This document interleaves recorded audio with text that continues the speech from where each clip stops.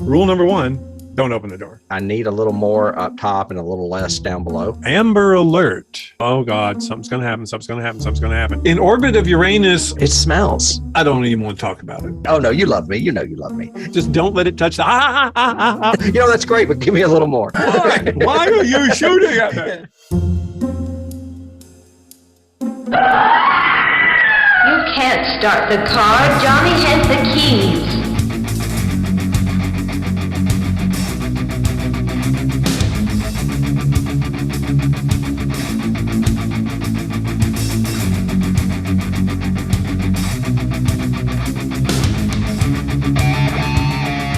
Hello, hello, hello out there in podcast and YouTube land. You have reached Johnny Has the Keys, where we talk about horror movies and science fiction films and those key elements that lift and separate them from the average genre fare.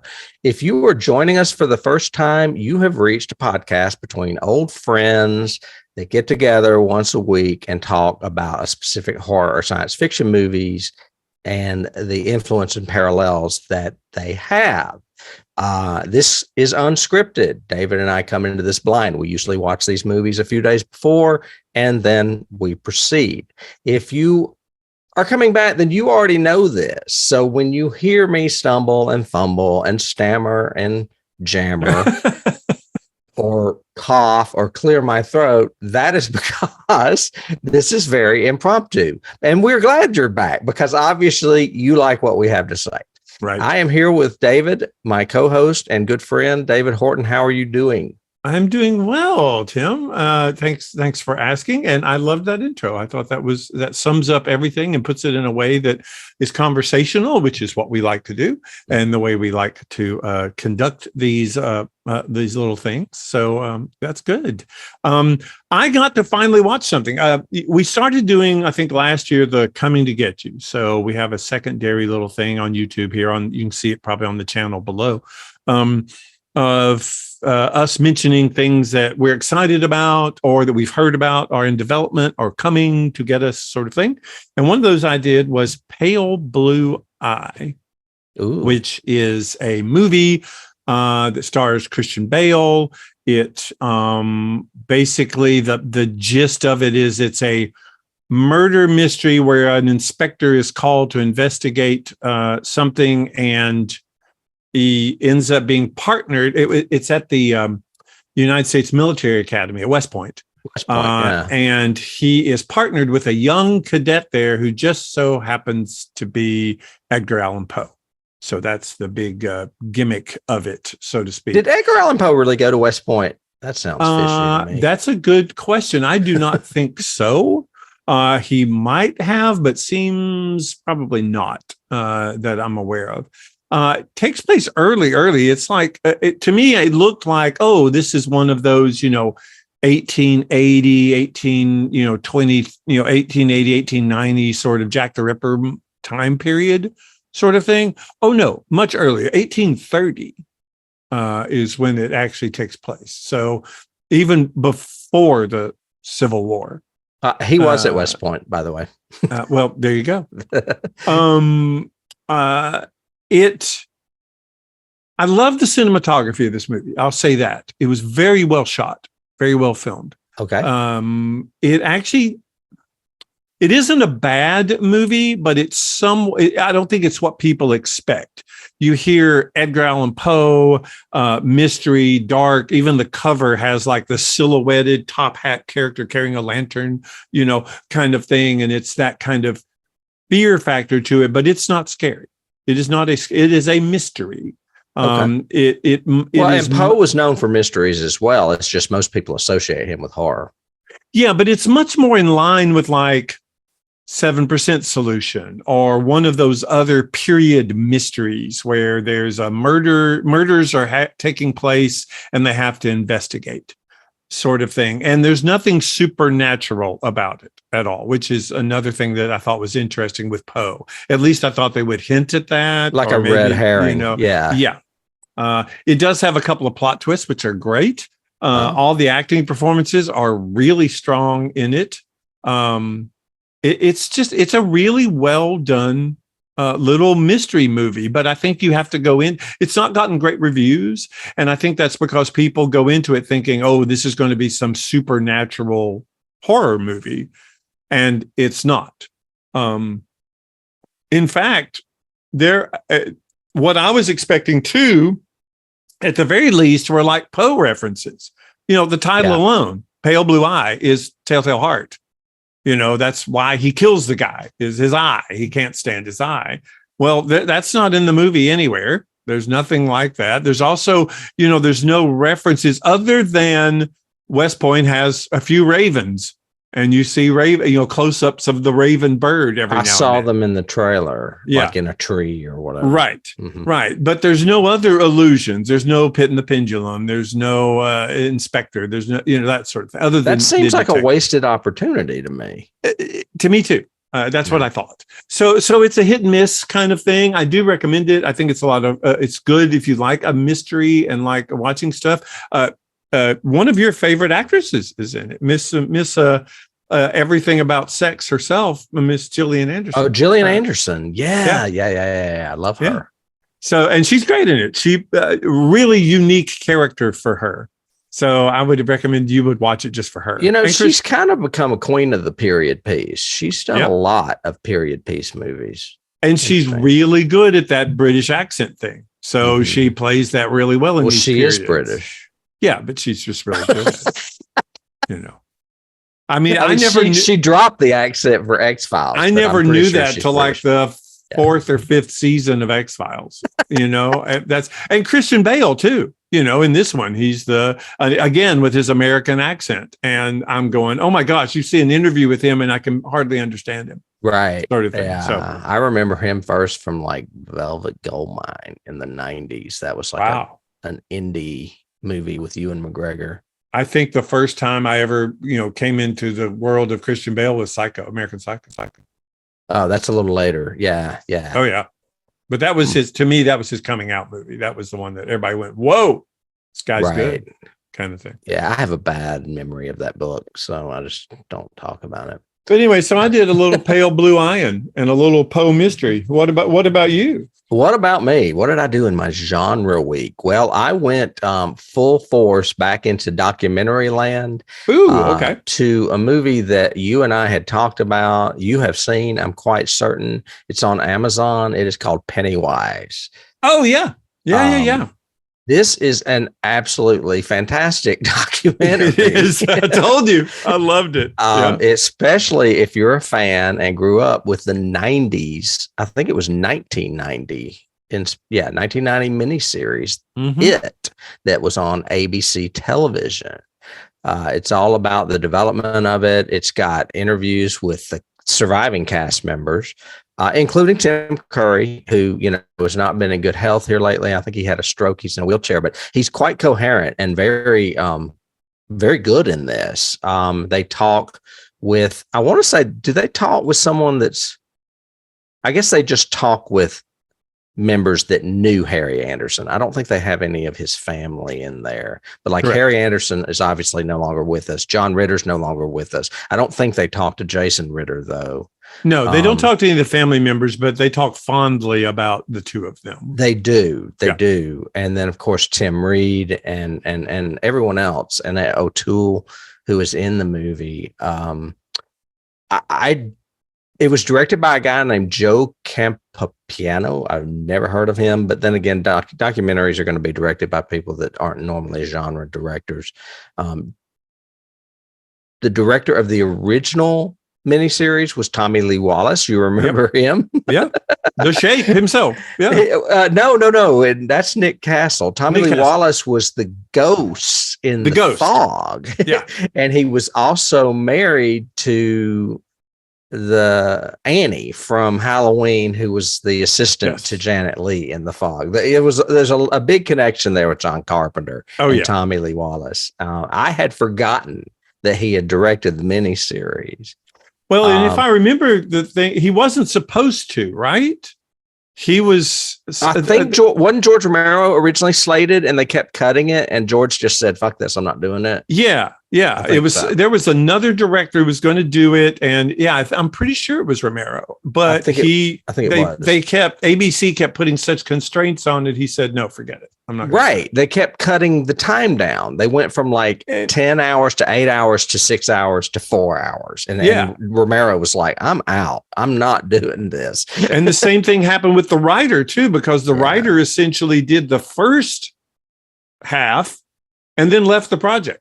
Yeah. He took another job and said, and so Tommy Lee Wallace had to write the second 2 hours. Yeah, he did. He wrote it himself.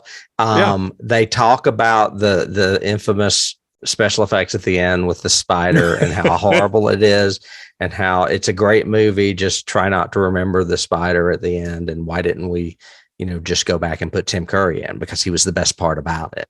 Hey, I used to say that about the book. Okay, so I'm sorry. I haven't read it in a long time. I really need to reread it, but I do remember I felt like I used to make the joke of King is typing away and suddenly looks up and go, "Oh, this is due tomorrow," and then just ends the book with giant spider and this metacosmic horror. We're done. And it was terrible ending. Terrible ending. Yeah, and he probably knew it, and that's why he tied it into Dark Tower later. Yeah, I'll finish it here to justify it. Yeah. But anyway, this documentary is excellent. I highly recommend it. It's on Showtime. It's a little over 2 hours. If you go to Rotten Tomatoes, it rates 100%. That's how good it is. So it is great. Definitely recommend it. And I have no segue from that to our topic today. Well, Tim loves Stephen King and Tim loves it. So let's switch to Stephen story. King was inspired by another writer. Let's cut to love, shall we? This is a science. This was a unique movie, I think, for us to do because it is very unique. This is not Johnny Has the Keys territory. Yeah. There is not one thing scary in this movie other than maybe a close-up of a horse. But and I think the last romance that we covered was The Fly with Gina Davis and Jeff Goldblum. A David Cronenberg movie. Yeah, definitely. We are today talking about Somewhere in Time. It was released in 1980, directed by a French director, Jeannot Soir, who had just come off huge success with Jaws 2. So Universal said, "Hey, do something. We got this thing by this other writer guy." And this is our, third foray in a row into... Third in a row into Richard Matheson. And that is the Stephen King connection. It's loose, but it's there big time. Yeah. This movie stars Christopher Reeve as Richard Collier, Jane Seymour as Elise McKenna, Christopher Plummer as William Robinson. So young. And so young, so all of them, so young, so beautiful, so great, so good. The reason we're covering it on Johnny Has the Keys is it is essentially a science fiction film. It's a romance. It is a love story, a huge love story, but time travel is central to the plot of it and the story in general. Basically, a short little synopsis before we jump into it. For those of you who haven't seen it, we will spoil it. So just bear witness that we will, sort of thing. We start with a young college student who is obviously on the successful opening night of his new play, and he loves it, and he's surrounded by his cast and producers and crew and friends, and an elderly woman who has watched the entire play in shadows, sitting in the audience and obviously enamored with him, suddenly walks up to him, hands him a pocket watch and says, "Come back to me," and walks off. And they think, wow, that's kind of weird. What'd she give you? She gave you a watch. Okay. Who is she? Have no idea. Never saw her before in my life.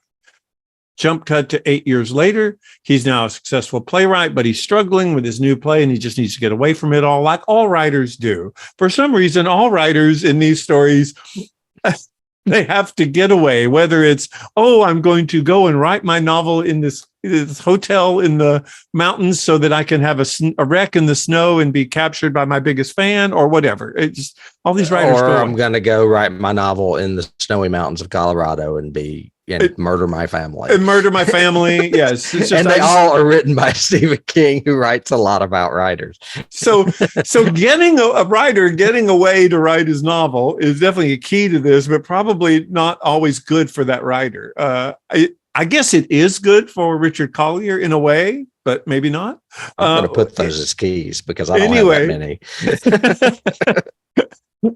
Anyway, so Richard finds the Grand Hotel, which is obviously upstate of where he lives, and gets a room while he's waiting for dinner one day. He essentially goes into the Hall of History and falls in love with a picture, a picture on a wall of an actress from 68 years ago. And he just is madly in love with this picture. He thinks she is gorgeous and wants to know her story. He's obsessed. Slowly finds out about her, goes to the library. They used to have those. That's a big place where they kept books. He looks through a card catalog, which is a big thing where they used to catalog the books and you could look them up. On paper. He looks through magazines that a librarian, that's a person who worked in the room with the big books, or the big room of books, helps him with. And he ends up finding a picture of her, the last picture ever taken of her, and it's the same woman who 8 years ago came to him. So, long story even longer, he realizes that evidently she knew him somehow, whatever. He goes to her house, talks to her caretaker because she has passed away. Turns out she died that very night that she came and saw him and gave him the watch. And he's even more obsessed with her now. She even has a music box that plays his favorite song. So she is just enamored. He's just enamored with her. Turns out she was obsessed with time travel, or at least had a time travel book, ironically written by one of his professors. Okay. Yeah, that was a little bit of a weirdness. Yeah. We give you that one. He goes to the professor, and the professor mentions that time travel is possible mentally. So you can mentally travel back in time and be as real in that past time frame as yourself. That is the vehicle for time travel in this movie. There is no machine, there is no chemical, there is no wormhole, nothing. It is all mental and will of spirit to go back. Wouldn't it be weird if you really could do that? It'd be awesome, I think. Yeah, but no one would be here. They would all be gone. We would all be in the past somewhere trying to fix our regrets. You know, we would all be quantum leaping, kind of thing. He does end up eventually, without all the details, he does end up eventually going into the past. He does meet her.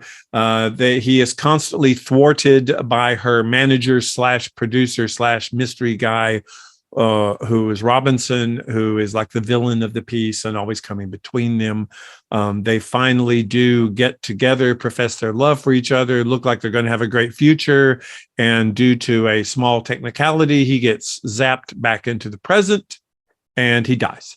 And then ends up going to see her, I guess, in heaven, the afterlife. In afterlife. Yeah. Yes. Somewhere in the afterlife. That's the sequel. When did you first see this movie? I did not see this movie in a theater. I am certain I saw it on videotape in the early 80s. Me as well. This movie did not do well in theaters. It actually came out during the actors' strike of 80. One of the reasons it didn't do well is Universal just put no money into it to publicize it because they really couldn't. So Jane Seymour has gone on record as saying that she and Chris weren't even allowed to do interviews promoting the movie, and they didn't do a press junket, of course, because they were all in the SDA, and because it would have been crossing the line. They would have been scabs. Yeah. SAG was essentially striking at the time. Also, the same weekend that this opened, another little Universal picture opened called The Blues Brothers, and it just was a huge, phenomenal hit. And took a lot of the steam out of this. But this movie got huge acclaim and press once it reached videotape, which is where I originally saw it too, the first time, and bought it and kept it and have watched it a dozen or so more times since then, sort of thing. Did you like this movie when you saw it on videotape? I like this story. This movie... Well, let's just go this way. First of all, I've read a lot of Richard Matheson, as we have said before. I've read Yes. I Am Legend more than any other book. I've read Hell House. I recently read The Incredible Shrinking Man, or The Shrinking Man, for our podcast a few weeks back. And I had never read this book. So guess what? I read it. Oh, okay. I was curious. Yes. I think the book obviously is better, and it usually is in most cases. I will say that what is unique about watching this film is that Richard Matheson wrote the screenplay. So he wrote the novel and he wrote the screenplay, and it was very interesting to see what he cut and changed and made better. Isn't that awesome when you have a novelist who actually writes their screenplay and is successful at it, what they decide to self-edit, so to speak? I think that's interesting. Yeah. Yeah. And I mean, he took out a lot of the time travel stuff. There is too much of that in the book. It goes on way too long. His trying to get back in time and what all he has to do to get back in time. There's also a lot more with the two thugs that kidnap him and put him in the shed. Like you don't even see any of that. I mean, they're actually characters one of them you end up liking. And you don't see them hardly at all in the movie. I do like this movie. I think it's really well cast. I think the director I think they could have found a better director. Something about this movie reads very sappy to me. And I think it could have been less sappy. Okay. Does that make sense? Yeah, of course. So all opinions make sense. What are you talking about? That's my opinion, is that and it was the same opinion I had back then. I was like, oh yeah, it's good. My friend David Farmer used to like to watch it, so I would watch it with him, and I was like, okay. Love Jane Seymour though. I love the cast. I think he's got a great cast. He does have an excellent cast. All three are phenomenal. All the supporting characters work. So I love that. I mean, I'm a little different in that a lot of times I see things and think they are sappy or they're too overly sentimental sort of thing. But then again, I tend to lean more toward that side. So like Steven Spielberg stuff. Spielberg's my favorite director. I like the way he does his storytelling. Manipulation. This is probably my favorite romantic movie ever. Oh, wow. That's awesome. I was trying to think and compare it to like Casablanca, Love Story, West Side Story, Dirty Dancing, Titanic, all the great love stories that they say are love stories. I looked this up on several lists. It never breaks the top 10. Sometimes it's like the 40th or 50th on a list of 100 of the most romantic movies of all time. And I'm going, these guys are idiots. There is no way that Dirty Dancing is a more romantic movie than this. I hate that movie. I do too, but it doesn't make the list on a lot of these lists, but I love this movie, and the sappiness of it works for me for some reason. I think it's their chemistry. Yeah, their chemistry is phenomenal, and there's subtext to everything. I mean, what has to work in this movie for it to work is they don't say they love each other till near the end point of the movie. So you have to be able to tell that they're obsessed with each other from their looks. Which is literally 24 hours. It's not long at all. No. But he has to tell that story in Christopher Reeve and Jane Seymour, in the way they interact, the way they look, the way he shoots it and everything. And I think he does a great job at that. Yeah, there is a lot of soft filter stuff to it. There is a lot of we're ahead of them, which happens in a lot of time. We talk about that sometimes when we do these reviews of as an audience, are we ahead of them, behind them, or with them in the movie or in the sequence that we're in right now? In most of this, we're ahead of them. I mean, we know he's going to go back in time. The freaking name of the movie is Somewhere in Time. So we know he's going to go back there. We know that they're going to get together and fall in love. And even though he's been, hornswoggled by the two guys and thrown into the horse stall, but escapes, and then she realizes she's gone, and he goes out and sits on the bench in despair. That's right. It is a horse stall in the movie. It's a shed in the book. Oh, okay. But it's on the hotel property. We know he's going to find her again. We know something's going to happen. What we don't know, when we're left in the we don't know, or we're behind them, is the very last scene. But some other changes in the book. It's the Coronado Hotel, which I have stayed at several times. Is that the one? It's in San Diego, right? Yes. Okay. It's at the Coronado Hotel. Apparently they couldn't do that, so they did the Grand Hotel up on Lake Michigan. Yes. In Michigan. It's still a really pretty hotel. The reason they couldn't do it is because the Coronado had been renovated and was more modern, and they were looking for something that would look, like it was 100 years ago or whatever, 80 years ago. Without having to redress everything. Right. Yes. So that's why they didn't film it there, because a lot of movies have filmed at the Coronado, including Some Like It Hot. Hey, one of my favorite movies of all time that's underrated, The Stuntman. You know what? They said that it was filming there almost at the same time too. Yeah. So I did read great that. movie. Yeah.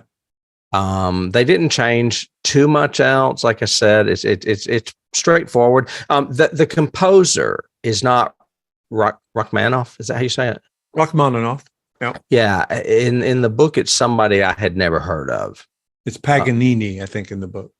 Oh, I thought it started with a C. I thought it was shorter, but anyway, whatever. It's different music, and sometimes the music's a little sappy to me too. See, okay, you want to know trivia about that? I know trivia about you that. Have the soundtrack, I'm sure. I own the soundtrack. I listen to the soundtrack like once a year. I love the music. Anyway, I remember that. It's written by John Barry. John Barry is basically known as he is the composer of the James Bond theme. He's the composer of most of the James Bond movies. As a matter of fact, he turned down a James Bond movie to score this movie. He was asked by Jane Seymour to do this. She was friends with him. I did read that, because they didn't think they could get him because they didn't have enough money, and she was a friend, and he did it as a favor or something. And he also did it because both of his parents had just died within a few months of each other. And this is the first thing he wrote after this. If you listen, too sad. If you listen to his oeuvre of all of his compositions and stuff, this is by far his most romantic and, to your point, almost over the top sort of it's very emotional music. He also did another movie that both you and I think like. I know I love it, called Body Heat. John Barry did the music for that as well. Okay. And a lot of people know him for another score that was popular called Out of Africa. He scored that movie as well. I read that as well, but I don't think I have ever seen that movie. I have seen Body Heat. It's a travelogue of Africa. That's all. Body Heat it's Lawrence Kasdan. Okay, I was trying to think of who directed it. I remember it's Kathleen Turner and William Hurt. I just couldn't remember who directed it. I was going to say Ken Russell, and I know it's not that. Lawrence Kasdan wrote and directed. So it's a great movie. It is a good movie. But yeah, so I think the music to this is awesome, and that was his suggestion. I said Paganini because I have not read the book, so you can correct me and double check and make sure. But in doing some research, they were going to use Paganini as the music, and Shore didn't like it. He said it's not romantic enough. It doesn't work well with different motifs and themes. What about this other piece? And that's what he suggested, Rachmaninoff, and that way he could do variations on that theme and everything else. There's a couple of really good interviews on YouTube with John Barry talking about this movie. Yeah, I can't find the composer that was in the novel. Was it Chopin? No, it's one, like I said, it's one I'd never heard of. So that's why I can't remember it. And when I go to look it up online, they only give me stuff from the movie. So, and I just can't, I'm not going to dig through the book and try to find it. But and it may not start with a C, but it's very short. It's almost either one or two syllables, which most composers have long names. That's why. Shostakovich. Or whatever. Exactly. So what about, they changed it for, I guess, commercial reasons, because this sounded better for the movie. Right. Yeah. other differences? I mean, the book does the book have the same ending? I'm curious. It does. Yeah. And it all takes place in about the same amount of time once he gets there. I think it may take more time for him to get there. Okay. So it does. The book could have been shorter, in my opinion. The only thing I saw about the book and researching was that in the book, he has a tumor or something. He's sick. He does. That actually is a major difference that I neglected to mention. He has a tumor, and when he is writing all of this as it happens. So he is the book starts with his brother is publishing the memoirs. Okay. And at the end, it goes back to that. And he mentions that most of this was probably imagination because of the tumor he had in his brain. But then he alludes to, but maybe they're together now. So it's kind of bittersweet in a way. It's like, did it really happen? Maybe it didn't. So they hint that maybe it didn't happen. Yeah. I mean, that's a writer's thing. I think it's almost a crutch sometime in our case where we always want to put like an explanation in there. So I think Matheson just decided, what if it wasn't all real? What if he really was just imagining this? So that is definitely in the novel. It's not in the movie. I like the fact that they don't have that twist. Yeah. I like the fact that this feels like he did this. He really did this. Right. Scenes, maybe? Well, for me, golly. Oh, I'll tell you another thing that's in the book that I love that's not in the movie is since he is from the past, since he is from the future, he knows what's going to happen. And he knows that the Christopher Plummer character, Robinson, is going to die on the Lusitania. Oh, interesting. So whenever he sees him, he's like, yeah. Well, this movie became a huge fan favorite. They have conventions once a year at the Grand Hotel, and they purport that, everybody dresses in costume and they come and they sometimes have Jane Seymour's been there a few times doing interviews and stuff. She's actually appeared in the dress on stage, which is her costume from the play, which I thought was great too. But one of the things that I didn't know that came up to me in doing research on this was and I read this before I watched the rewatch this time, and it changed it for me. And I think it'd be interesting for you to do it and see what you think. There's a fan theory that Robinson is a time traveler too.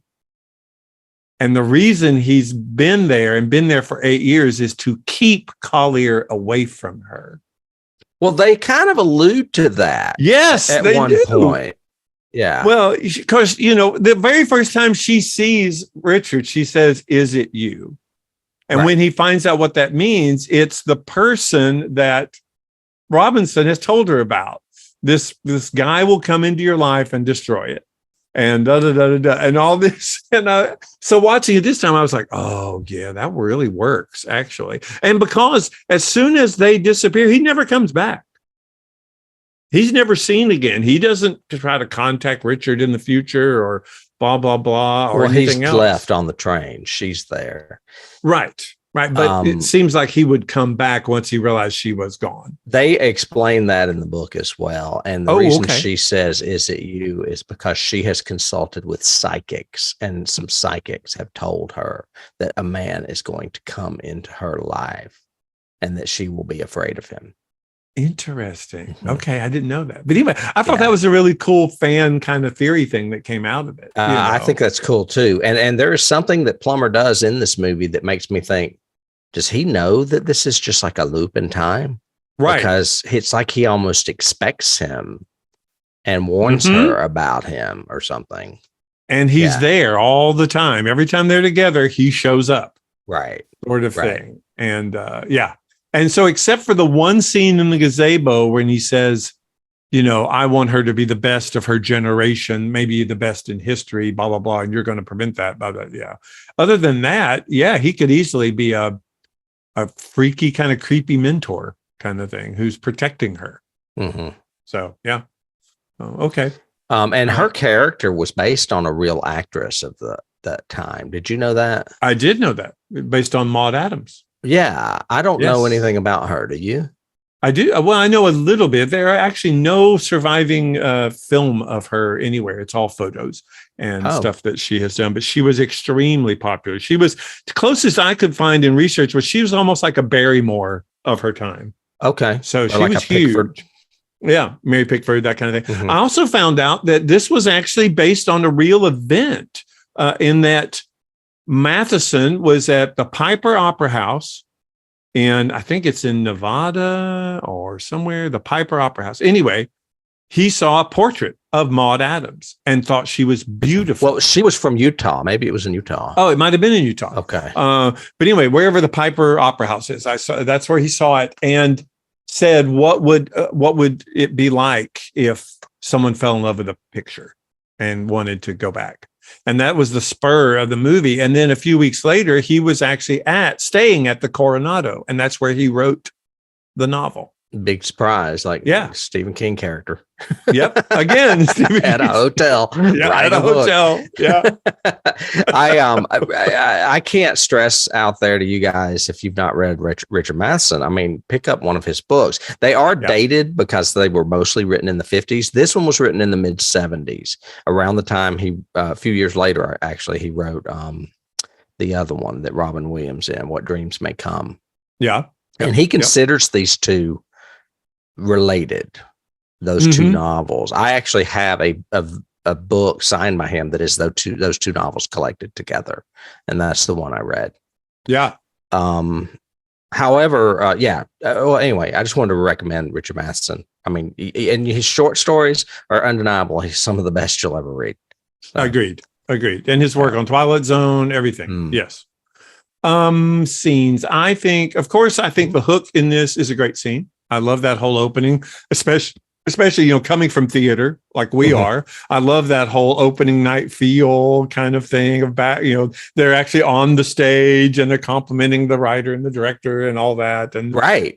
Yeah. It was great. It was a neat feel. I love all the theater scenes in this. I love the two guys sitting on the front two rows and they're arguing about something about travel or obviously like the road managers. Yeah. See, none of that's in the book. And all of a sudden the guy goes, "What is it?" to him and scares him and stuff. And the director who's prompting them ignores him. The little gaff, the funny gag with the guy in the prompter's box with all the script pages. And then he just kind of hides. It's just you're talking about the theater stuff in the past. Yes, I was talking about the theater stuff. I thought you said hook, so I was talking about the stuff in the beginning. Well, I jumped around all the theater in general stuff, whether it's in the modern day or in the past. I love, and this is not in the book, but really? I love that scene where Jane Seymour breaks character and delivers that soliloquy in the audience. And then she just basically says, "And that is what I would do if I was," and she goes right back into character. And you're like, oh my God, that was like brilliant. And again, to me, that says everything they need to say without saying it at the same time. Right. And that is not sappy. That is not one of the sappy part. Correct. I think it's brilliant. I think, and I love the other actress kind of looking at her sideways, like, I don't know where we are. What would that be, miss? What would that be, miss? The man of my dreams. That's another scene. So yes, I would. That's my favorite scene in this movie by far. My second favorite would be the horror when he pulls the penny out of his pocket. Yes. It's like, wow. And the way they do that was so jarring. And then and then seeing her recede and go away, and as her voice is echoing, and that was awesome. Yeah. For those of you that don't know, this is a spoiler. Everything is perfect with their loving each other and everything going great in the past until he pulls a penny out of his pocket and it's got the date 1972 or something on it. 1979 on it. And it immediately sends him back to the future. Yeah. God, which is interesting. I mean, as nitpicky as I get when we do these movies or when I do any movie actually. But the time travel aspect in this is wonky. it is hard to buy into because he is also very, very aware that he is time traveling. He has not gone back and is like living. Okay, I have a bunch of things about the time travel. I mean, I have them, but I have less than I do with like mechanical time travel. You see, you know what I mean? I think you're conditioned to time travel being done with a machine. Or some kind of conveyance that pushes you through time back. Right. This it, is a romantic notion of time travel. You could whiplash around the sun and come back like Kirk does. Or you could spin the earth backwards like Superman and go back in time. Yeah, whatever. Yeah. But the idea of this one is you are convincing your mental self to go back through time with the conceit that time is a linear thing. And that time has already existed, that we have like that, it's kind of like altered states. One of my keys is altered states, that whole thing of primordial memory and the fact that we remember all of that. That's kind of what this is saying, is you're just tapping back into where you were or where the world was at this time. But it seems to me for that to be real and for the penny bit to work, then you would have to be totally in this time frame. You can't think of another time frame. If you think for a minute of another time, you will go there. You will lose. And that's part of why they dwell on it a lot in the book too. Yeah, you will lose this cohesion unless you totally 100% convince yourself you are there. But they don't do that conceit because they're giving us. He writes it as though Collier knows he's back in time. He even waits and says, can I sign the book and all that kind of stuff? And it's 9/18 because he knows 9/18 is when he's supposed to sign in. Yeah. And he knows in the novel too. And he knows Arthur, and gives Arthur the ball. All these things. That's all added for the movie. I don't think that's in the book at all. All these things, that, by the way. That's a great touch. All of that. When he goes, see you later, Arthur. And he goes, do we know each other? Have we met before? He goes, no, I don't think so. But because he was a child. That kind of, to me, that's a weird, you kind of have to go with that, is the fact that even though he has mentally convinced himself to go back in time, he's still aware that he's still back in 1980. So, okay. All right. We'll give you that one, I guess. Well, sort of. The nitpicky I have of it is that you have to have things of that period and nothing of modern era, like a penny, can be on your possession. So he gets a suit that looks like something of the past, even though they kind of make fun of it for being out of fashion. And he cuts his own hair, which I found hilarious. I was like, nobody could do that. And does a little style that look like that period. Yeah. But then when he's in the hotel room, he takes things like the clock and stuff that looks modern and shoves it all in a closet. Right. And I'm like, okay, is it going to disappear when he goes into the past, or is he going to open that door and the penny doesn't disappear. So that stuff wouldn't disappear. So he could have easily just opened the closet door and went, oh my God, and then gone back to the future. If he's in that room, but he's not in that room. Right. I mean, which is another thing I thought was really cool about the time travel aspect, but also really weird and wonky.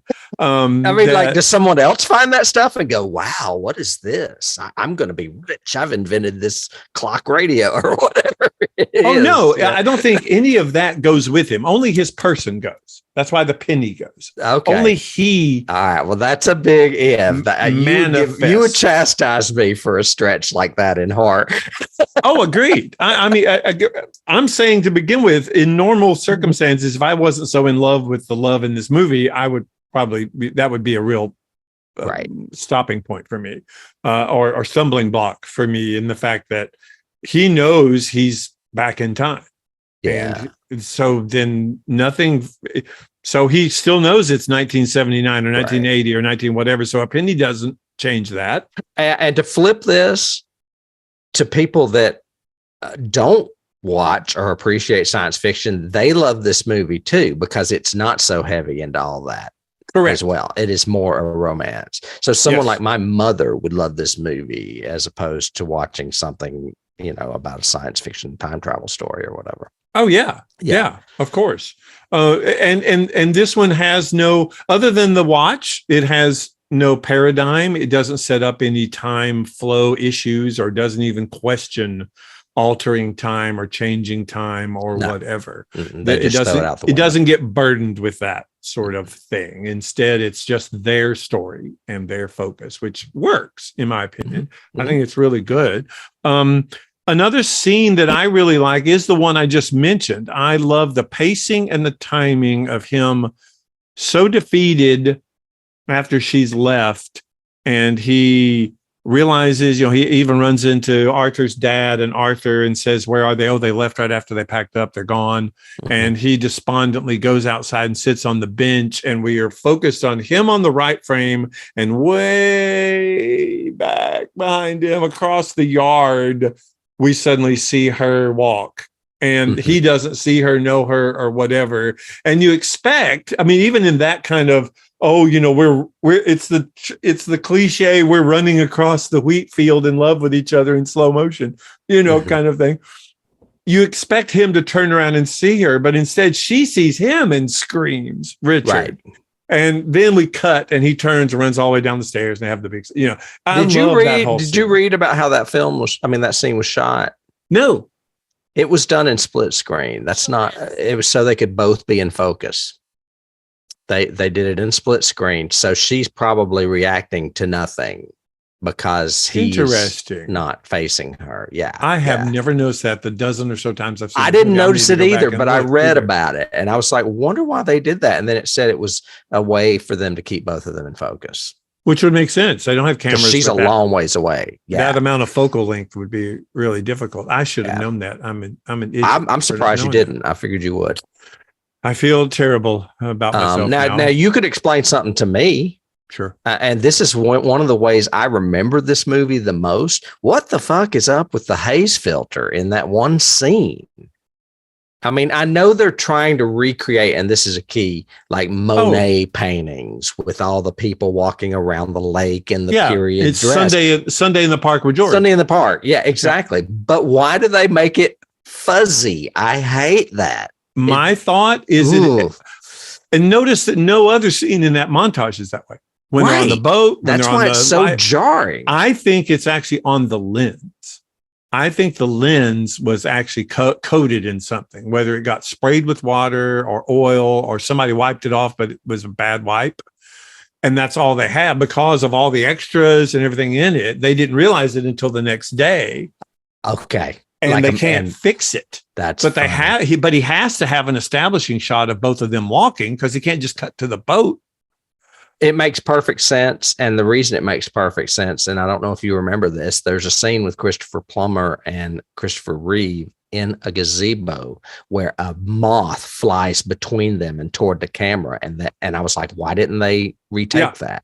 Yeah. Yeah. Well, remember, this movie was made for dirt cheap. They made this movie very they just cheaply. Shot and ran, and that was the only footage they had, I guess. That is my take on that shot, because I've always thought the same thing. Why he's not making an artistic statement. He is in the positioning of people, the kids in the background, the couple on the blanket, yada yada, and they're walking through with the parasol and the hat. Okay, we get Sunday in the Park with George. We got you, but you didn't have to haze filter that, and that's why which makes me think he didn't do it on purpose. But it's so jarring that when I remember this movie, I remember it that fuzzy. Oh yeah. It's definitely a problem with that shot. Yes. You've got a picture behind you which isn't in the movie. That's a full body of them, and the movie doesn't have that. The movie is just a close up of their faces. Is it really? Yep. That's a publicity still. I don't remember that. It must have been a publicity the movie shot. Because it's so romantic. It starts with him and the camera pans over a little bit and you see both of them. They kiss and they go back behind the veil and you see a candle in the foreground, and then the shadow leans up and blows the candle out, and then it fades. And that's then you hear grunting noises. No, you can't grunt and be romantic. What are you talking about? Oh, sure you can. Oh, try it. You'll like it. But to your point, these are two beautiful people too. These are Jane Seymour is a knockout. Still is. Yeah, they are both just. And I've always thought Christopher Reeve, especially back then in his prime, was so handsome, and so his eyes, his jawline, everything. Yeah, he never did anything for me, but I think I could see why people think he's attractive. That's why he was cast as Superman. Oh yeah. Oh yeah. But Jane Seymour is beautiful. I mean, I guess we could segue into cast. Sure.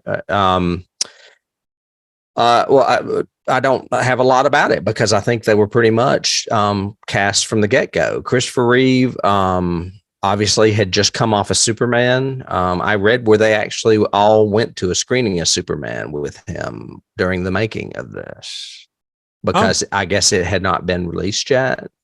Yeah, I think it just was coming out when they. Yeah. No, wait. This is 1980. So Superman, sometimes they brought movies back that were popular. Jane Seymour, who I remember most from Live and Let Die. She was the Bond girl in that Solitaire. Yeah. But I also know of her lately because I watched her in something that was a TV show like Grace and Frankie. I think it was the one with Michael Douglas. Was she maybe one of his girlfriends in that? I don't know. Anyway, she's been on a modern show. She's got gray hair now. Still no, she was gorgeous. She's the love interest in Kaminsky Method. That's it. Kaminsky Method. Yeah. Yes. Yeah. And she is beautiful in it still. She's just got gray in her hair. I saw that she's got 2 movies coming out. Yeah. I'm not surprised. I mean, look at Jane Fonda. Jane Fonda had like 6 movies out last year and she's like 80 something. It's crazy. These more power to them. So anyway, that Jane Seymour played Elise McKenna, who we said is based on Maud Adams. Was it Maud Adams? Yes, Maud Adams was the actress. Right. Christopher Plummer plays W.F. Robinson, her manager, I guess you would say, and maybe director. He's mentor. He's not a director. He would be mostly a manager or a producer. Okay. Well, in the book, and this is also something a little bit different, is, he says that he's, protecting her because she's the actress of her generation. In the book, it is clear that he is in love with her.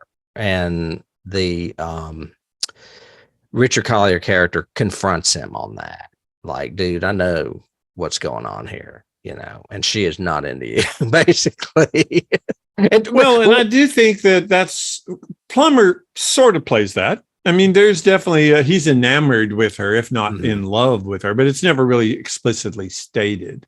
I mean, Collier does it in the gazebo scene, does say, yeah, and she's going to be married to you is what you see. And he goes, do you really think I'm that shallow?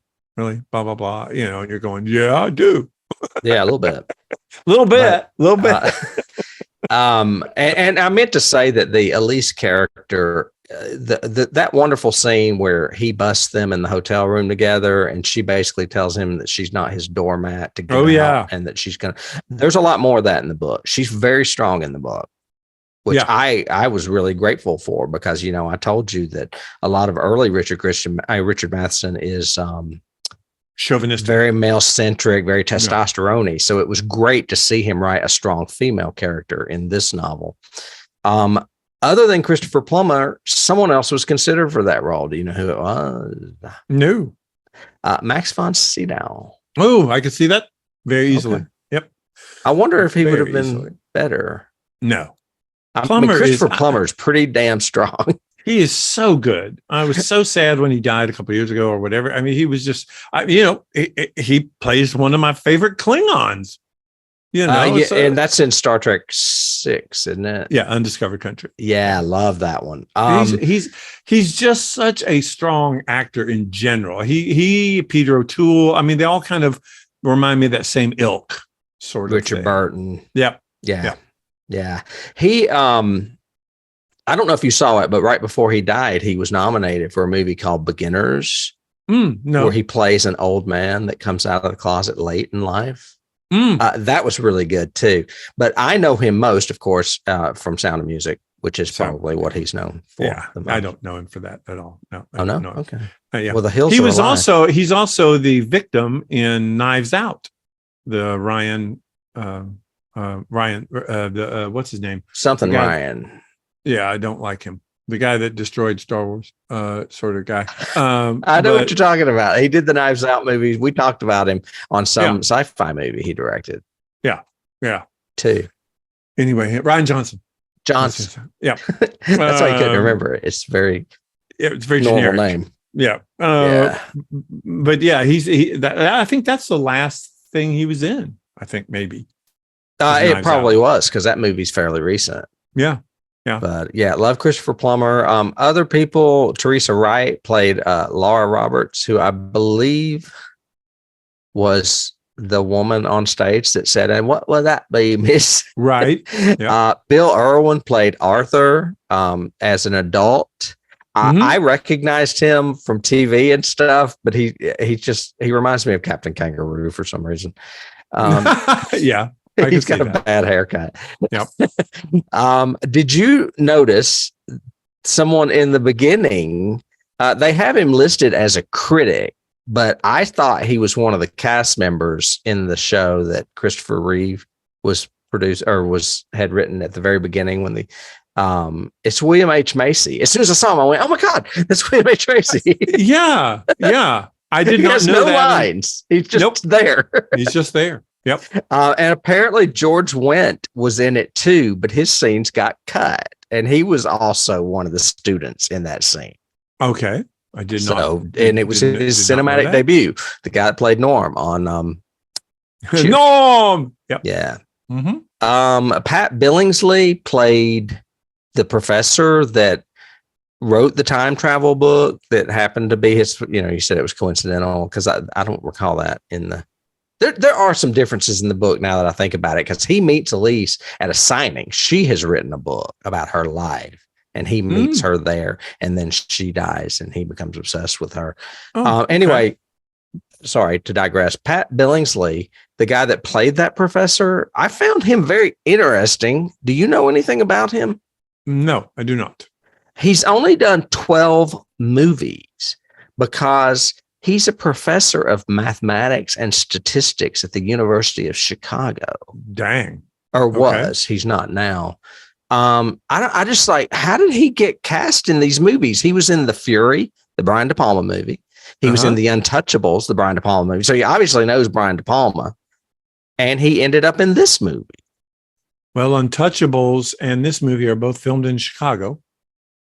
So, because that scene, and he was at the University of Chicago. So the modern day movies, the modern day scenes in this movie are shot in Chicago, because he's literally that's a Chicago skyline behind him. So now I want to know more about this Pat Billingsley guy that only did 12 films in his life, and they were all pretty good films. Yeah, and he's a mathematics professor. Evidently got good cred. I mean, they call him up to make the math numbers work or something. I don't know. Right. Interesting. Right. And then Susan French played the older Elise that takes him the pocket watch in the beginning. And she was awfully familiar to me, but I didn't look her up to other stuff she's done, but I'm sure she's done other things. She's a character actress. You've definitely seen her and stuff. I have. I would say television would be a good bet. And then if you look closely in the scene where Collier is doing his research in the local library, you will see a fleeting glimpse of Meg Ryan as an extra. I did not know that. Yeah, that's what I'm saying. Meg Ryan, William H. Macy, George Wendt, all these people are in this movie and have no lines. I think that's just hilarious. They were just coming up or up and coming or something, I guess. Yeah. And then one other person makes an appearance in this movie. Do you know who it is? I do know that Richard Matheson is in this. It is Richard Matheson. He is billed as the astonishing man. And what it is, and this is a little bit more detailed in the book, but as Collier comes out of the bathroom, he's not used to using a straight razor, and his face is like butchered, and he's got toilet paper all over it. And that's why the man is astonished, because he sees him come out of the bathroom. And that is actually Richard Matheson. Yeah. He has a top hat on for some reason. But anyway, that's all I have on cast. I have some awards, though. Okay. This movie was actually nominated for an Oscar because of the costumes. Should be. It's brilliant. It did not win, Costume but it was great. nominated for an Oscar for the costumes, and it was nominated for a Golden Globe for the score by John Barry. As it should. Yes. It did not win either of those. However, it did win a Saturn Award for Best Fantasy Film. It was nominated for Best Actor with Christopher Reeve, Best Actress with Jane Seymour, Best Music with, it actually won Best Music with John Barry, and it won Best Costumes. So it won for basically music and costumes in most of the categories it was nominated in.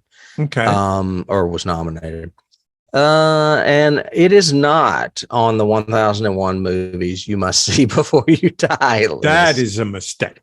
You It think? is like the number one most romantic movie in the history of movies. It's very romantic, but what else has this French guy done? I was kind of curious. How did he get this movie? Jaws 2. He had been hired to do Jaws 2, which nobody thought anybody could do. Nobody thought anybody could make a movie as a sequel to Jaws and make it work. And it was a huge hit, even though it's a terrible movie, in my opinion. But That's the one where they set the shark on fire. With the electric cable. Yeah. But Roy Scheider was in it. What's her name? Murray was in it. His wife. So it was but it was a huge hit, and because of that, Universal said, "Hey, we've got you, and we've got Matheson. Do that movie. You can do it." I do think the reason this movie suffers a little bit is that I did read somewhere where its budget was like cut in half. Yes. Yeah. So I'm sure that would explain some of the camera problems that we've pointed out with the lens or that moth flying in. But you said you didn't really like the direction. One of the things I really like about two production elements I really love about this, other than costume, chemistry, writing, I love, anyway. But two of the production elements are, this movie is also brightly lit. You can see things, but it doesn't look like television writing like Omega Man did last week that we were talking about. It doesn't look like television lighting or television photography at all. It is very cinematic. It's very majestic. It's very big. And even though it's telling an intimate, small 3-character story, it feels bigger than that. And the way he does it, his lens choices, everything he's doing. It's also the lighting, I think, works for me in this, as opposed to like I said, other TV movies that we've seen. Agreed. Soundtrack, again, I can't compliment the soundtrack enough. I think it's awesome. But the secondary production thing I had was audio editing. If you go back to this movie, like, you can hear individual voices when we're in this big long shot and we're following the shadowy older lady slowly walk up to him who's in the very, very, very, very back of the shot. But we're hearing other people say, "Hey, let's get this party started and let's have some cake," or what. All these audio is really great in it. You hear a lot of individual lines when he's in the restaurant and they're setting up the time period and everything, and he's trying to get to McKenna and all of that. When the whole audio, the way they mix the audio when he's coming back from her echoey going, "Richard, Richard," and going away to suddenly you're hearing all of the car noises and the radio on the radio. Stuff. It's stuff that you would not hear back then. Yeah, correct. And it's just such a great choice, and it's very clear and concise. And it's not muddy, and it's just really good. Sound editing in general, I thought, was really good. I'm surprised it wasn't nominated for that kind of stuff. I don't notice it as well as you do. And another scene that I have in my favorite scenes is his first glimpse of her in the past. He goes looking for her. He can't find her here. He goes over there, can't find her. Oh, she's walking by the lake. He goes out the stage door and he's standing there, and there's a window beside him. And the guy pulls the shade and we see her reflected in the window all the way back, her silhouette. And at the same time the shade is pulled, he sees her. And it's just a cool composition shot. And to me, that's classy. And that you don't see that. Then people take the time to do that a lot. Not these days. I wanted to, one of the things I didn't say when I was talking about cast is, again, I think the reason this movie is very successful is the chemistry between the two. Yes. And I don't know if you read, but apparently they fell in love during this movie. Did you read that? I did not read that. Yeah, apparently, and I don't think they talked about it for a while. And Jane Seymour is talking about it now that he is not with us. But she said that they fell kind of hard for each other. And during filming, he got notice from his ex-girlfriend that she was pregnant with his kid. And she said that kind of basically ended everything. Wow. Yeah. Okay. No, I did not know that at all. So when you see them looking at each other, that's pretty fucking real. Probably. Yeah. And I think that's one of the reasons why this movie works is because it's believable. Well, it's interesting. You know, I think of what's the Angelina Jolie and Pitt, Mr. and Mrs. Smith. You know, when you watch that movie, even though they're both married to other people, you watch that movie, you can tell they're in love with each other. Wow. You can see it in their performance. That makes sense to me. Yeah.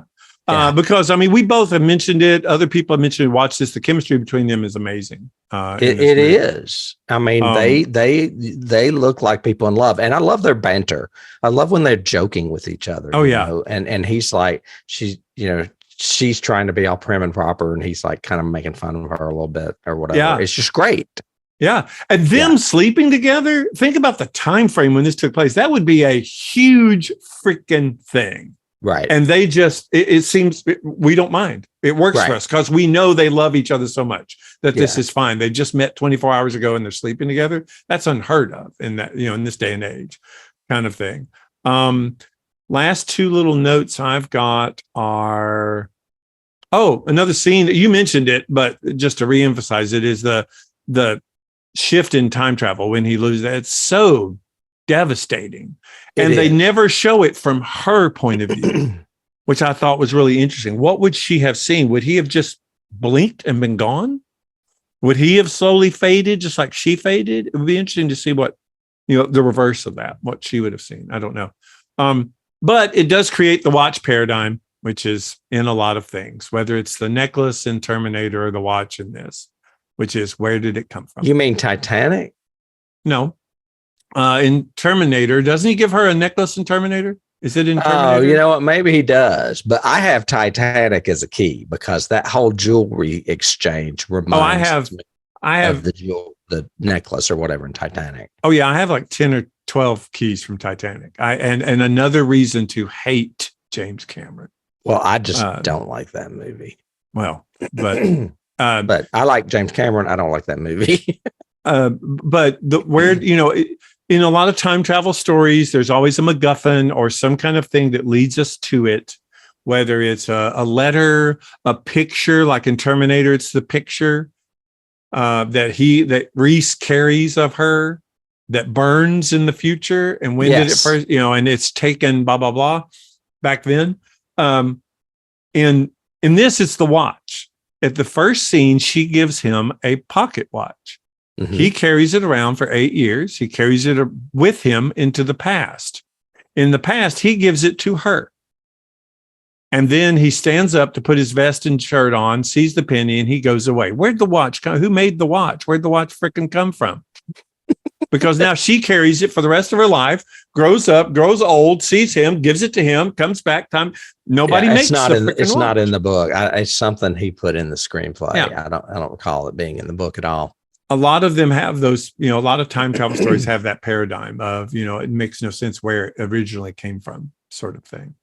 And my last favorite scene is the last scene, the fact that he makes the statement of this whole out of body experience kind of POV camera of him looking down at his own body and then looking over and the window glows white and it's go into the light, Carol Ann kind of thing. And then he sees her, he suddenly walks past the camera and it's him and they're both together and they hold hands. They don't kiss. They don't do it. It's just them staring at each other. Again, that kind of, we can tell they love each other and then we fade out and we're done.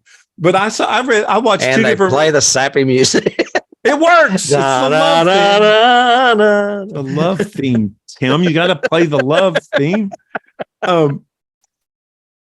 But I'm a sap. I mean, I can watch West Side Story over and over and over and over again. I love love stories. Yes. But there's something about the combination of this and that music that gets overly sappy to me. I don't know why.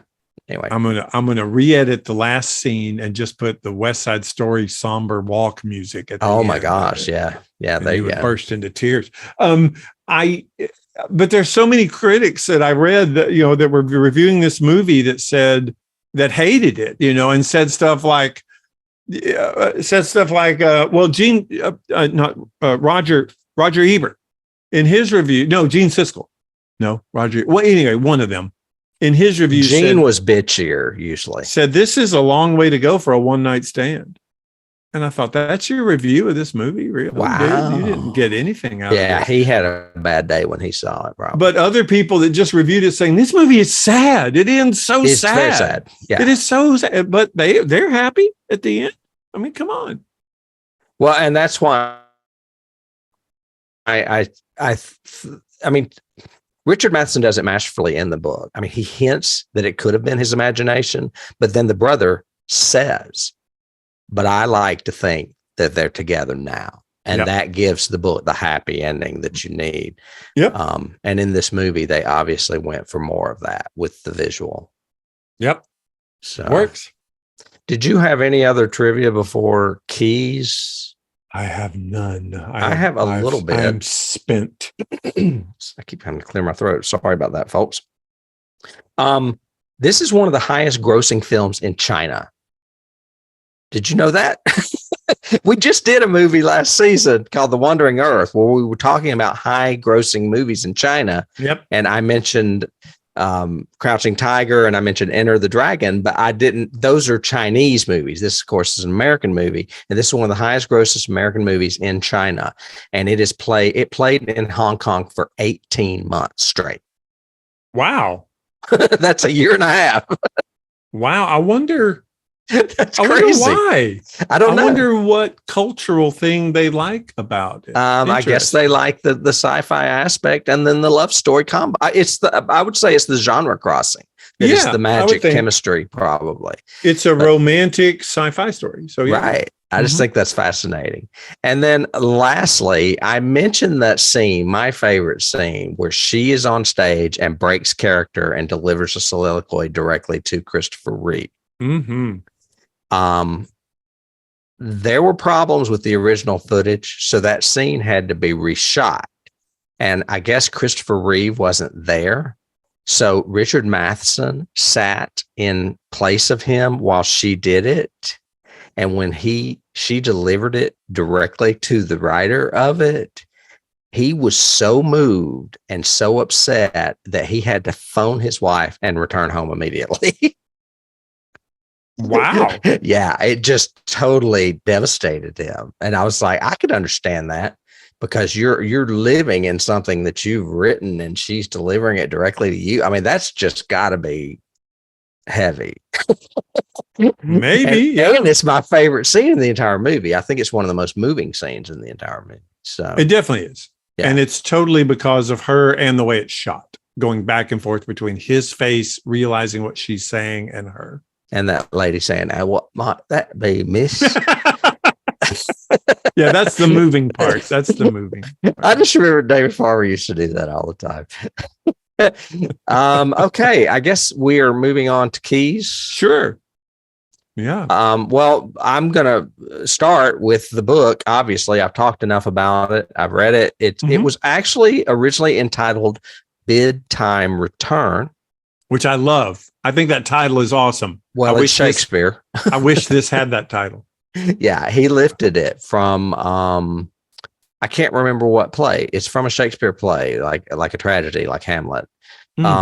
However, with the success of this movie, they changed the title of the book, and it has been called Somewhere in Time ever since. So if you see it in a bookstore or a library, it could potentially be called Somewhere in Time. It's rare to find a copy of it called Bid Time Return. Really? Yeah. I didn't know that. Yeah, I think that's interesting. Yeah, that they changed the title for the copy I read was called Somewhere in Time. Has that happened before? I assume it has, but I it's- can't recall another time where they would rename a novel based on the popularity of the movie. I can't recall any. I'm sure it probably has, but it is rare. I would think so. Yeah. Okay. So that's a key right there, the book itself. I have the list of like all the time travel movies, in the 80s, especially time travel movies. So you had Back to the Future and Terminator. But then moving forward, you had Looper, Her, which is another romantic science fiction. It's not time travel, but to me, Her was a romance science fiction, the closest to this one, except he falls in love with an artificial intelligence, not with a painting. And that's time travel. I didn't realize that was time travel. It's not time travel. Sorry. Oh, Her is AI. different. Okay. I had it listed in my thing as another. The key for that one is romantic science fiction, which is kind of a misnomer. There's not. No. I get it. I just have not seen that movie, and I didn't think it was time travel. But there's About Time, which I haven't seen, but supposedly that's another romantic science fiction time travel. And also there's one that's a Keanu Reeves one, which I haven't watched, which is The Postman or the mailbox, the note box, the whatever. Anyway, he's writing this mailbox allows him to write letters to a woman in the past. I think I remember that, but I don't know the name of it. I don't know the name of it either. It's Keanu, so I don't care. Mm-hmm. So, but how dare you? I'm sorry.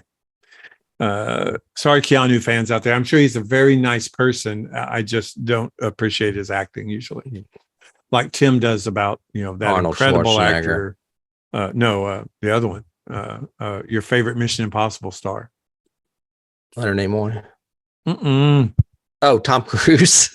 Yeah, thank you. Well, I mean, you said favorite, so I was like, well, it had to be Leonard Nimoy. Yeah, no.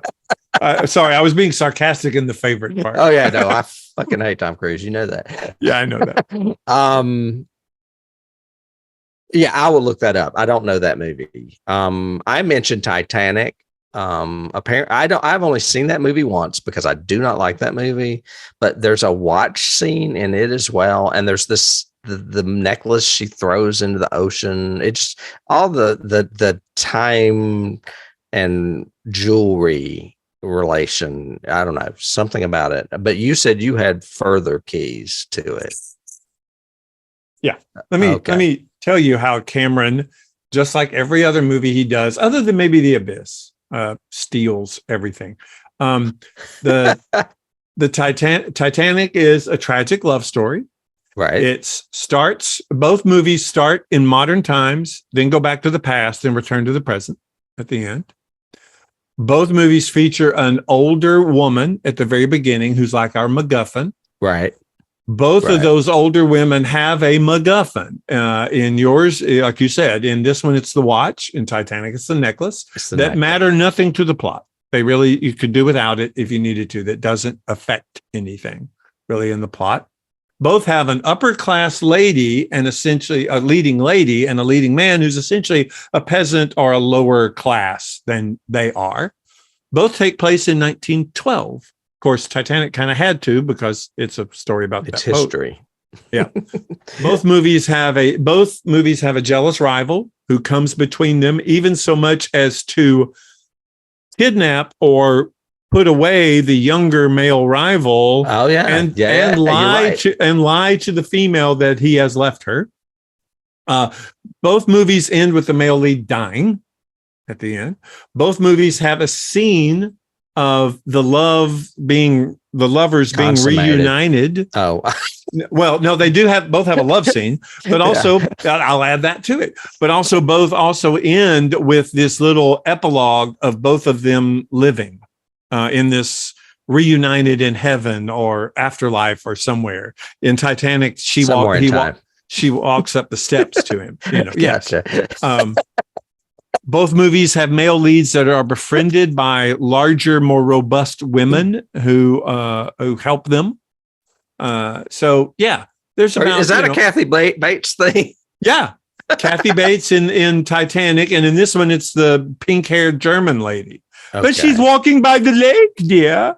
In the book, it's her mother. that is also in Oh. it. Instead of a maid, she has That's a kind mother of- she has to worry about as well. Yeah. That's kind of a curious pull. But Yeah. anyway. Yeah. I'm surprised they left that out. I guess it was just pacing. So yeah, people who go Titanic, what an incredible story, so original and awesome love story. No. Cameron stole it from somewhere in time. You know what? I had never realized that, but I think you're right. I think he took this, but I guess he thought that since it wasn't a popular movie, he could get away with it. Of course. Wow. Of course he did. He always does. But there's that. Yeah, they're definitely. I knew something about it reminded me of that movie, even though I've only seen it once. So. I only have 2 more keys. Do you have any more keys? Well, I wrote some of the ones down, and then I have some from IMDb. Like I wrote down some of the ones you mentioned that just cracked me up, like The Shining and Misery and Altered States and Terminator. All of those. Those are great. But I mean, Terminator, when you think about it, is a time travel love story. Kyle Reese goes back in time because he loves her. And they have a child. Yes. And they do have John Connor. For sure. I mentioned the book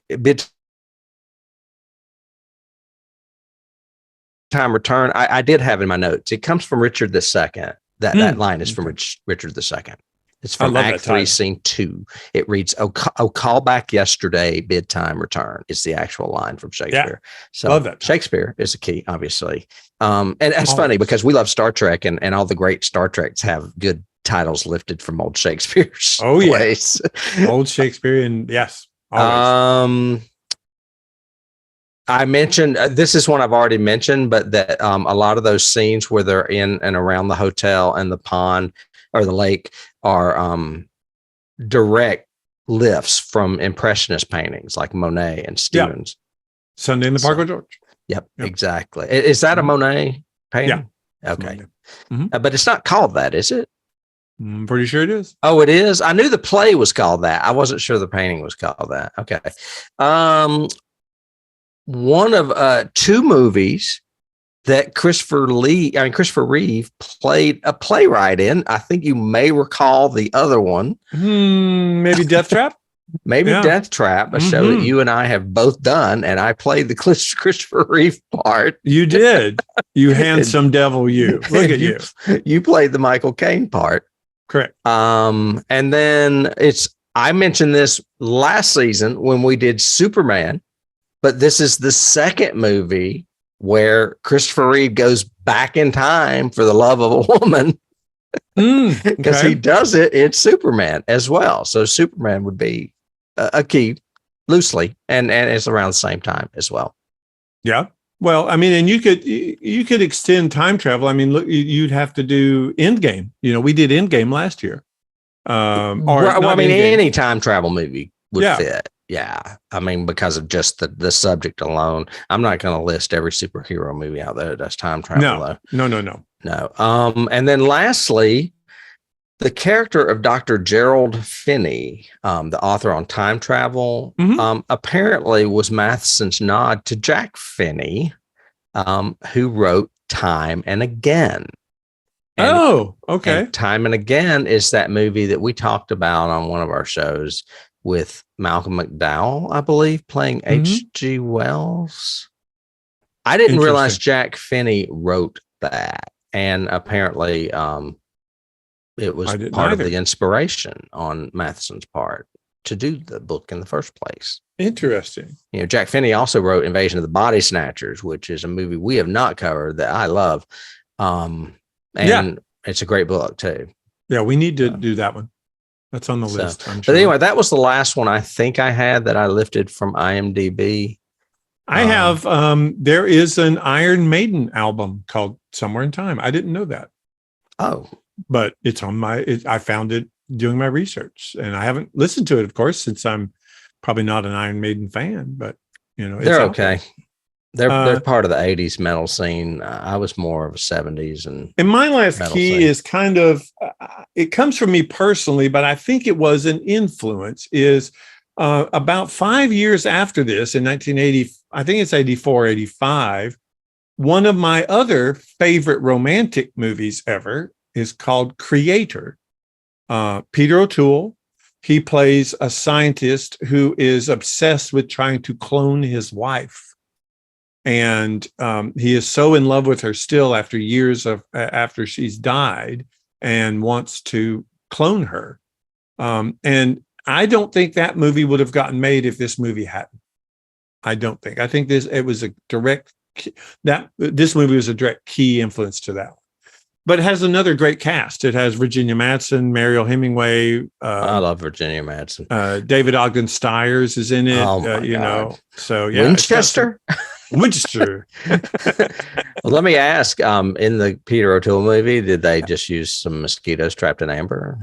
No. He actually has this whole embryonic sort of serum thing that he uses to get his wife's DNA in order to clone her. Correct, No? and to get her back. Yeah. Yeah. Gotcha. But sci-fi love stories, they're out there somewhere. There's not. They are somewhere in time. Somewhere in time. That's going to be my catchphrase for the season. It's out there somewhere in time. Yes. So that is what I would recommend this movie if we're going to sum it up. I think it's a great movie. It is a little sappy, but it's one of those movies that you could easily show someone that is not a sci-fi fan if you want to sneak some sci-fi into their diet. Yeah, you can do that. I do think it's probably a mistake that it's not on the 1001 movies you must see before you die, but I have a feeling Titanic probably is. I'm sure it freaking is. Yeah. I just had to throw that in there. And we would like to thank you for joining us today. If you are unfamiliar with us, I will let you know that we have some other shows out there, especially if you're watching on YouTube. Please subscribe. You can also check out our coming attraction show, Coming to Get You. I do some horror movie mini reviews with Shudder with Tim and Streaming Horror with Tim. We also do top five. So we've started doing those on actual years, which is kind of fun since David and I tend to cover 100 years of sci-fi and horror just sporadically throughout a season. 40 films from different decades. And if that's not enough for you, you can always hop over to Patreon, where we have additional content, some subscription based, some free, bonus shows. We have some shows on things we're obsessed with, like Star Trek, the original series, and the X-Files. And until next week, I'll be seeing you, David, somewhere in time. Somewhere in time. I'm going to play the music right now. There we go. Steppy. Bye. Bye.